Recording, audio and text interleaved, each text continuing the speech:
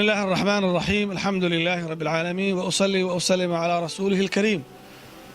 runtii anigoo Cabdilcasiis Xasan Jaamac masaajidka Lalwada jooga waxaan walaalaha ugu baaqayaa meel kasta joogaan muslimiintu khayrku meel kasta joogo uu badan yahay lagamana daalo qofka muslimkiina khayrku haythu ma kaan wa ayyuma kaan meel kasta joogo uu la socdaa sida nabigu sallallahu alayhi wa alihi wasallam taqillaha haythu ma kun meel kasta joogto Allah lagaga boqo ayaa khayrkana loo tartamaa mashruucan walaaluhu ay wadaan magaalada Burca laga dhisay masaajidka iyo librariga ama maktabada ee khayrka badan loogu adeegayo mujtamaca waxaan jecelahay inaan kala qayb qaato walaalaha kuna booriyo qof walba inuu khayrka u tartamo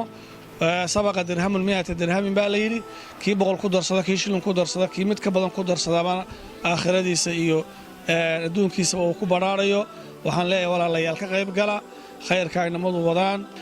mashaariicda khayrkuna san horaba u sheegay way badan tahay kanuun maaha kan iyo kuwa kale wax laga qayb qaato wa sallallahu wa sallam wa barak ala muhammad wa ala ali muhammad